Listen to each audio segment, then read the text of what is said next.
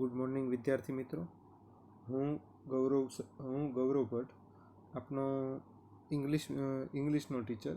લક્ષ ગ્રુપમાં હું ઇંગ્લિશ લઉં છું અને વિદ્યાર્થીઓએ પહેલાં 2 લેક્ચર ભણ્યા છે, જેમાં અગેન્સ્ટ ધ ઓડ્સ એનું થોડું ઘણું આપણે ભણ્યા હતા કે એમાં આ પાઠમાં 3 ઉદાહરણો છે, 3 દ્રષ્ટાંતો છે. એ દ્રષ્ટાંતમાં એમ કીધું છે કે ખરેખર માણસના જીવનમાં જે અવરોધો આવે છે એ અવરોધો સહકાર સાથે એકબીજાની મદદ કરતાં કરતાં પોતે કેવી રીતે પાર કરે છે તેનું વર્ણન છે એ આપણે પાઠમાં ભણવાના છીએ. અને એ વર્ણન છે એમાં અગેન્સ્ટ ધ ઓડ્સમાં ટ્રેક ટુ તાજનગરના સ્પેલિંગના અર્થ પણ લખ્યા હતા અને સાથે સાથે છે એના ટ્રેક્સ ટુ તાજનગરમાં આપણે ભણ્યા પણ હતા. એમાં શું હતું એ હું એક વખત રિવાઇઝ કરાવી જાઉં, પછી છે આપણે બીજું જે ભણ્યા હતા એનું થોડુંક રિવિઝન કરાવી દઉં અને પછી છે એ પાઠ આગળ વધારું છું. અગેન્સ્ટ ધ ઓડ્સ આ પાઠમાં એવું છે, અવરોધોની આરપાર પાઠમાં એવું છે કે એનો પહેલો કિસ્સો એવો છે કે તાજનગર નામનું ગામ હતું. એ ગામમાંથી ટ્રેન પસાર થતી હતી પણ ગામમાં રેલવે સ્ટેશન નહોતું એટલે ઊભી ન રહેતી, એટલે ગામના લોકોને છે ખૂબ તકલીફ પડતી હતી. એને ટ્રેન દિલ્હી જવું હોય, બરાબર છે, રેવાર જવું હોય કે બીજી કોઈ જગ્યાએ જવું હોય તો તેના ગામથી 6 કિલોમીટર દૂર આવેલ એક સ્ટેશન છે હલમંડી કે પાટલી, ત્યાં ટ્રેન પકડવા જવું પડતું અને ગામના લોકોને છે એ ખૂબ મહેનત થઈ પડતી. એટલા માટે ગામના લોકોએ 1982માં એવું નક્કી કર્યું કે પોતે છે એ રેલવે અધિકારીઓ પાસે રેલવે સ્ટેશનની માંગણી કરશે. પણ 25 વર્ષ સુધી માંગણીઓ કરી, દર વખતે એવો જ જવાબ આવ્યો કે રેલવે સ્ટેશન પાસે, રેલવે અધિકારીઓ પાસે પૂરતું ફંડ છે નહીં, અને પૂરતું ફંડ ન હોવાથી અને રેલવે અધિકારીઓ રેલવે સ્ટેશન બાંધી દે એમ લાગતું નથી. 2007 સુધી આ માંગણી કરી. પછી 2008માં એક કમિટી બનાવીને ગામના લોકો એવું નક્કી કર્યું કે ગામના લોકો પૈસા ભેગા કરી અને રેલવે સ્ટેશન બંધાવશે.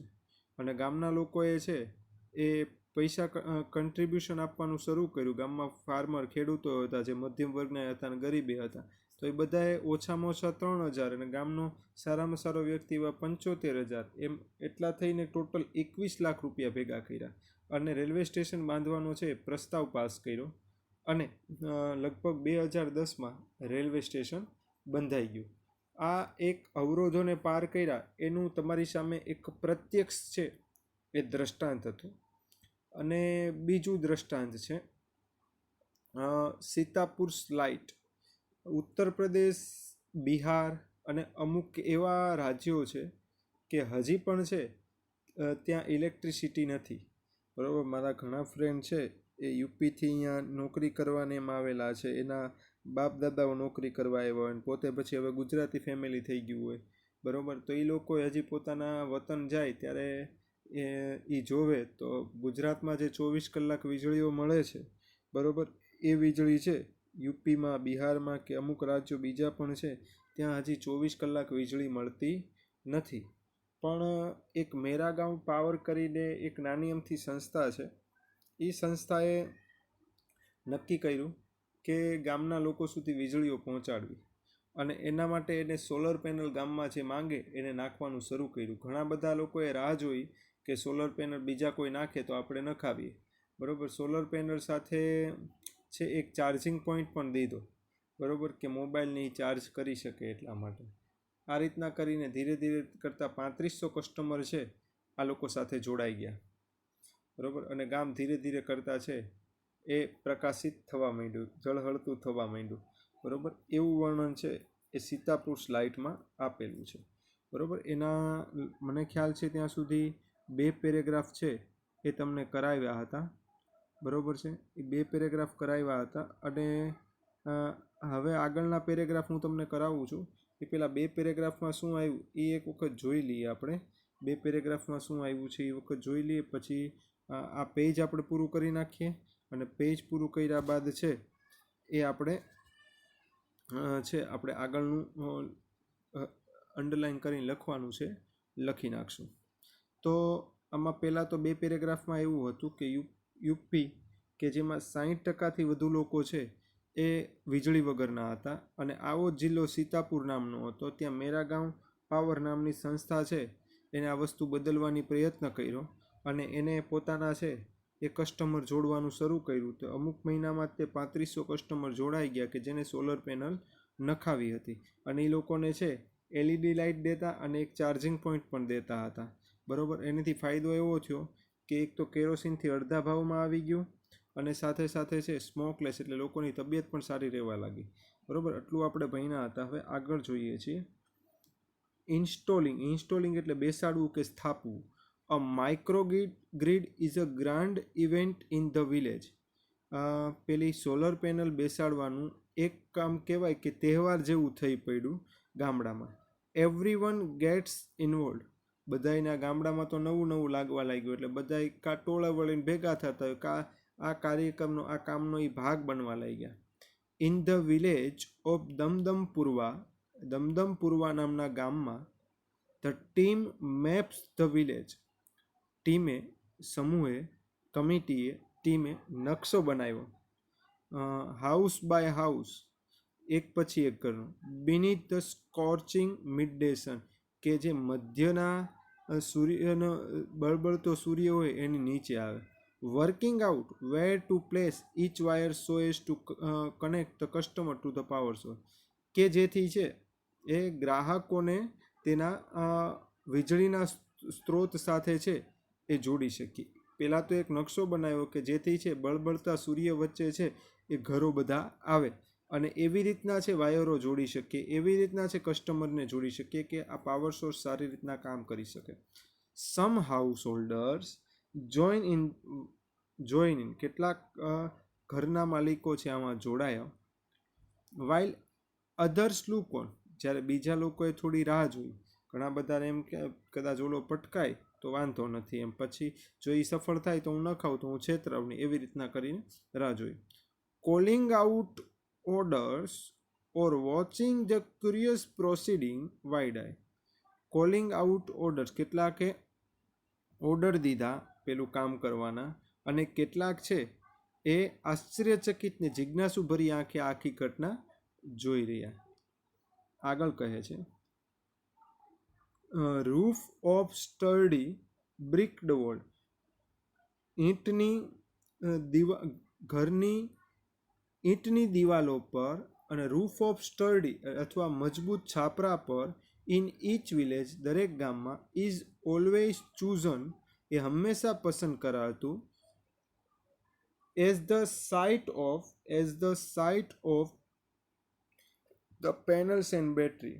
શું પસંદ કરાતું? કાં તો મજબૂત છાપરા પસંદ કરાતા, કાં તો ઈંટની દિવાલો પસંદ કરાતી હતી.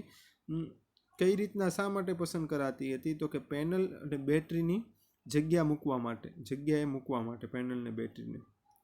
As one of the company first electrician, જે કંપનીનો પહેલો ઇલેક્ટ્રિશિયન હતો, to be recruited for the local district of રેઉસા, જેને પસંદ કરવામાં આવ્યો, જેની ભરતી કરવામાં આવી જિલ્લાના લોકલ લોકો દ્વારા, તેની ભરતી કરવામાં આવી. ઇન્સ્ટોલ એટલે સ્થપાયું. બરાબર. આ પેરેગ્રાફમાં શું હતું એ તમને ખબર છે. ગામનું નામ એક હતું, બરાબર છે. બીજું કે ક્યાં છે એ પેલું મૂકવામાં આવતું હતું, પેલું એટલે કે પેલી ગ્રીડ અથવા શું છે તો કે પેલી બેટરી ક્યાં મૂકવામાં આવતી, એજાજ કોણ હતો, એ બધું આમાં આપેલું છે. બરાબર છે. પછી આગળ કહે છે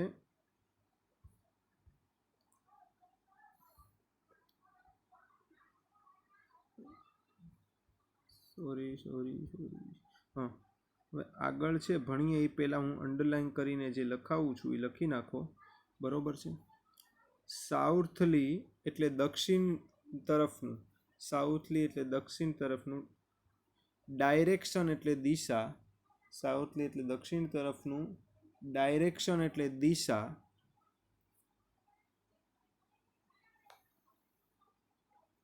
કેપ્ચર એટલે પકડવું, સનલાઇટ એટલે સૂર્યપ્રકાશ. સનલાઇટ એટલે સૂર્યપ્રકાશ. પોસિબલ એટલે શક્ય. પોસિબલ એટલે શક્ય. પછી એન્વાયરમેન્ટ એટલે પર્યાવરણ. એન્વાયરમેન્ટ એટલે પર્યાવરણ. પોલ્યુશન એટલે પ્રદૂષણ. એન્વાયરમેન્ટ એટલે પર્યાવરણ. પોલ્યુશન એટલે પ્રદૂષણ.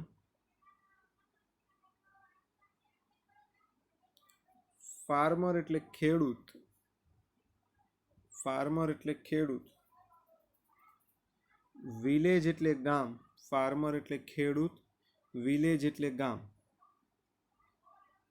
પછી બિઝનેસ એટલે વેપાર. પછી ઇમર્જ એટલે બહાર લાવવું. ઇમર્જ એટલે બહાર લાવવું.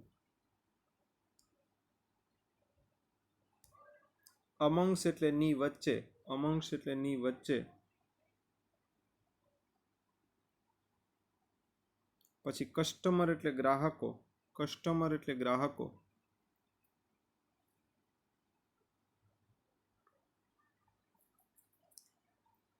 અનધર એટલે બીજા. અનધર એટલે બીજા.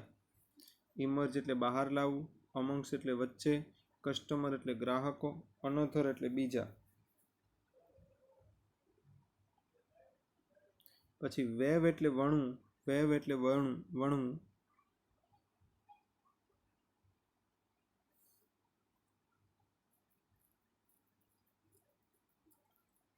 પછી ટેબલ ક્લોથ એટલે ટેબલ ઉપર મૂકવાનું કપડું હોય ને એને ટેબલ ક્લોથ કહેવાય.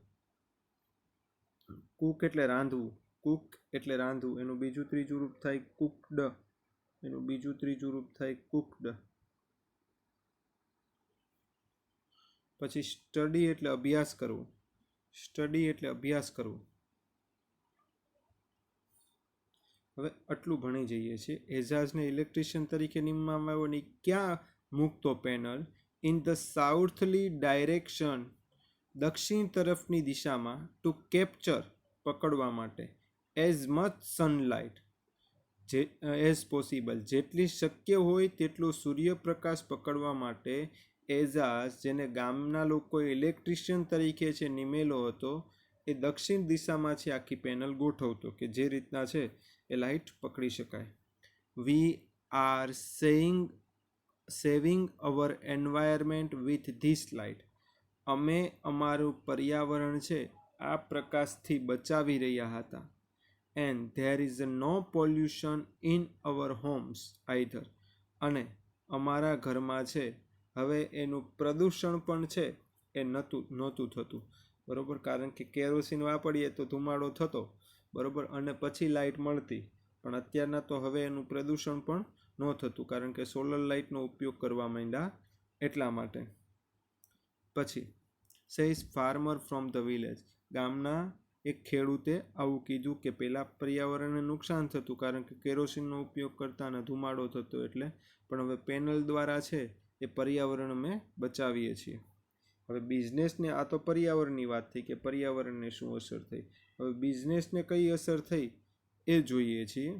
તો બિઝનેસ માટે છે new business are starting to emerge among the customer too. ઘણા વેપાર છે એ શરૂ થયા ગ્રાહકોને બહાર લાવવા માટે પણ. અમંગ્સ ધ કસ્ટમર ટુ, ગ્રાહકો વચ્ચે પણ છે એ ઘણા વેપાર શરૂ થયા. સેઝ અનધર, બીજાએ આવું કહ્યું. ઇન વન વિલેજ, એક ગામમાં, customers are using the light. Customer છે, ગ્રાહકો છે, એ પ્રકાશનો ઉપયોગ કરી રહ્યા હતું. To weave saris by night. By night એટલે રાત્રિમાં સાડી વણવા માટે. બરોબર, સારી વણવા માટે કામ કરે. ઇન અનધર વન મેન, અને બીજો એક માણસ, નાવ એઝ નાઇટ, હવે રાત્રિના, business making plastic table cloth. પ્લાસ્ટિકનો ટેબલ ક્લોથ બનાવવા માટે લાઇટનો ઉપયોગ કરતો હતો. બરાબર, ઘણા બધા રાત્રિના કામ હતા કે નવરાશમાં કુટુંબ ભરણ પોષણ ચાલે, બરાબર, ત્યારે કામ કરી શકે. એમાં એક એવું છે સાડીને વણવા માટે એનો ઉપયોગ કરતો હતો, અને બીજો એવો હતો કે ટેબલ ક્લોથ બનાવવા માટે, પ્લાસ્ટિકના ટેબલ ક્લોથ બનાવવા માટે રાતના લાઇટનો ઉપયોગ કરતો હતો. It is nice to have a light, it is nice to have a light while we cook and eat. એ સારું છે કે આપણે લાઇટ કે પ્રકાશ હોય જ્યારે આપણે રાંધતા હોઈએ કે ખાતા હોઈએ, જમતા હોઈએ. અવર ચિલ્ડ્રન આર ઓલ્સો સ્ટડિંગ મોર નાવ. અને હવે વિદ્યાર્થીઓ પણ છે વધુ ભણવા લાગી ગયા છે. વિદ્યાર્થીઓ પણ છે એ ભણવાનું વધારે શરૂ કરી દીધું છે, કારણ કે લાઇટ છે એટલે હવે ઓલું કહી ન શકે કે ભાઈ હું તો છે સ્ટ્રીટ લાઇટની નીચે ભણેલો છું. બરાબર. હવે પલક્કડ્સ પબ્લિક લાઇબ્રેરી, એ એક પબ્લિક લાઇબ્રેરીની વાત કરી છે કે બધાએ ભેગા થઈને એક પબ્લિક લાઇબ્રેરી ઊભી કરી. એમાં વુમનનો અલગ વિભાગ ઊભો કર્યો. ત્યાં લાઇબ્રેરીમાં વાંચતી પણ ખરા વુમન, અને મહિલા સશક્તિકરણનું કામ પણ થતું, ને ઘણા બધા સેમિનારો પણ યોજાતા. એવી લાઇબ્રેરીની આ પાઠમાં વાત છે. પલક્કડ જગ્યા છે, પબ્લિક એટલે જાય, અને લાઇબ્રેરી એટલે ગ્રંથાલય. પબ્લિક એટલે પલક્કડ એ જગ્યા છે, પબ્લિક એટલે જાહેર, લાઇબ્રેરી એટલે ગ્રંથાલય. પબ્લિક એટલે જાહેર, લાઇબ્રેરી એટલે ગ્રંથાલય.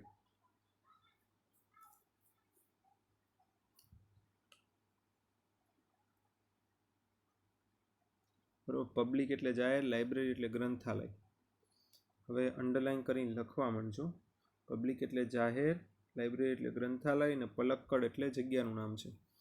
બરોબર. ડિસ્ટ્રિક્ટ એટલે જિલ્લો, ડિસ્ટ્રિક્ટ એટલે જિલ્લો. હેઝ બીન અપ એટલે સ્થાપવું, હેઝ બીન અપ એટલે સ્થાપવું. એનું સમાનાર્થી થાય એસ્ટાબ્લિશ, એનું સમાનાર્થી થશે એસ્ટાબ્લિશ. રનિંગ એટલે ચલાવવું, રનિંગ એટલે ચલાવવું, કાર્યરત રાખવું. રનિંગ એટલે ચલાવવું, કાર્યરત રાખવું, કાર્યરત. પછી મોર્ડન એટલે આધુનિક, મોર્ડન એટલે આધુનિક, મોર્ડન એટલે આધુનિક.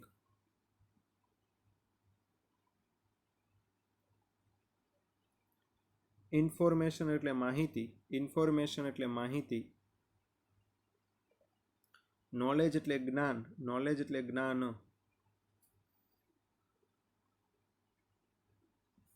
પછી વિઝડમ એટલે ડહાપણ, ડહાપણ.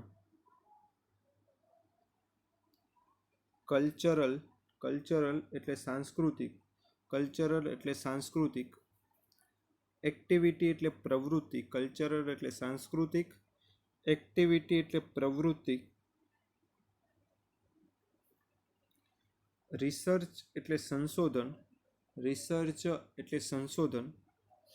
રેફરન્સ એટલે સંદર્ભ, રિસર્ચ એટલે સંશોધન, રેફરન્સ એટલે સંદર્ભ.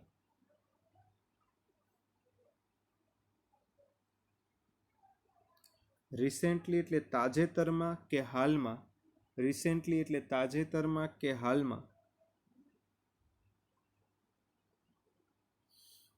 ન્યૂઝ એટલે સમાચાર, ન્યૂઝ એટલે સમાચાર. ડિફરન્ટ એટલે જુદા જુદા, ડિફરન્ટ એટલે જુદા જુદા. પછી રીઝન એટલે કારણ, રીઝન એટલે કારણ.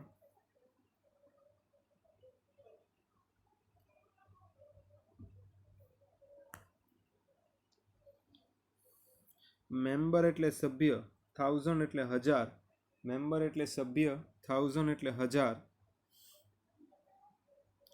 સપોર્ટ એટલે ટેકો આપો, સપોર્ટ એટલે ટેકો આપો. પછી ઓફર એટલે આપવું, ઓફર એટલે આપવું.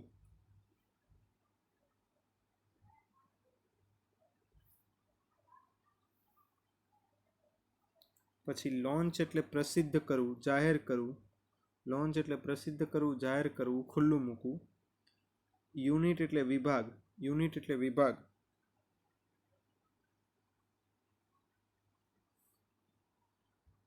ગોટ ટુગેધર એટલે ભેગા થવું, ગોટ ટુગેધર એટલે ભેગા થવું, એકઠા થવું. ગોટ ટુગેધર એટલે ભેગા થવું, એકઠા થવું. ડિસ્કસ એટલે ચર્ચા કરવી, ડિસ્કસ એટલે ચર્ચા કરવી. મેથડ એટલે રીત, ડિસ્કસ એટલે ચર્ચા કરવી, મેથડ એટલે રીત. એમ્પાવરિંગ વુમેન, એમ્પાવરિંગ વુમેન, મહિલા સશક્તિકરણ, એમ્પાવરિંગ વુમેન એટલે મહિલા સશક્તિકરણ. ફરીવાર એટલું હું ઝડપથી બોલી જાઉં છું. પબ્લિક એટલે જાહેર, લાઇબ્રેરી એટલે ગ્રંથાલય, પબ્લિક જાહેર લાઇબ્રેરી ગ્રંથાલય. ડિસ્ટ્રિક્ટ એટલે જિલ્લો, ડિસ્ટ્રિક્ટ એટલે જિલ્લો. હેઝ બીન અપ એટલે સ્થાપવું, એસ્ટાબ્લિશ એટલે પણ સ્થાપવું, એસ્ટાબ્લિશ એટલે પણ સ્થાપવું. પછી રનિંગ એટલે કાર્યરત રાખવું કે ચલાવવું. મોડર્ન એટલે આધુનિક. ઇન્ફોર્મેશન એટલે માહિતી. નોલેજ એટલે જ્ઞાન. વિઝડમ એટલે ડહાપણ. કલ્ચરલ એટલે સાંસ્કૃતિક, કલ્ચરલ એટલે સાંસ્કૃતિક. એક્ટિવિટી એટલે પ્રવૃત્તિ, એક્ટિવિટી એટલે પ્રવૃત્તિ. પછી રિસર્ચ એટલે સંશોધન. રેફરન્સ એટલે સંદર્ભ, રિસર્ચ એટલે સંશોધન, રેફરન્સ એટલે સંદર્ભ. રિસેન્ટલી એટલે તાજેતરમાં કે હાલમાં, રિસેન્ટલી એટલે તાજેતરમાં કે હાલમાં. ન્યૂઝ એટલે સમાચાર. ડિફરન્ટ એટલે જુદું જુદું, ડિફરન્ટ એટલે જુદું જુદું. રીઝન એટલે કારણ. મેમ્બર એટલે સભ્ય.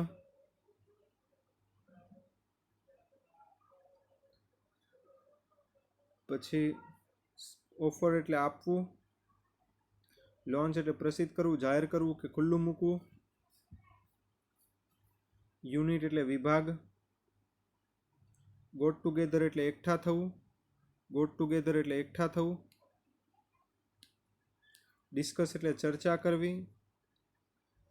મેથડ એટલે રીત. એમ્પાવરિંગ એટલે સશક્તિકરણ. વુમેન એટલે સ્ત્રી.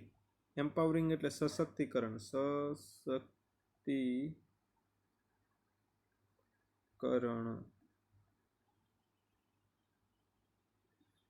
પછી આગળ જોઈએ. હોલ એટલે સભાગૃહ, હોલ એટલે સભાગૃહ. ઇકોનોમિક એટલે અર્થવ્યવસ્થા, ઇકોનોમિક એટલે અર્થવ્યવસ્થા. ગેટ હેલ્પ એટલે મદદ મેળવવી, ગેટ હેલ્પ એટલે મદદ મેળવવી. મેનેજિંગ એટલે સંચાલન કરવું, ગોઠવવું, મેનેજિંગ એટલે સંચાલન કરવું, ગોઠવવું. ફેમિલી એટલે કુટુંબ. પછી કન્ફ્લિક્ટ એટલે ઝઘડો, સંઘર્ષ, કન્ફ્લિક્ટ એટલે ઝઘડો, સંઘર્ષ. લીગલ એટલે કાયદાકીય, લીગલ એટલે કાયદાકીય. ડિસ્પ્યુટ્સ એટલે સમસ્યા, લીગલ એટલે કાયદાકીય અને ડિસ્પ્યુટ્સ એટલે સમસ્યા. પ્રોફેશનલ પ્રોબ્લેમ્સ એટલે વ્યાવસાયિક સમસ્યાઓ, પ્રોફેશનલ પ્રોબ્લેમ એટલે વ્યાવસાયિક સમસ્યાઓ.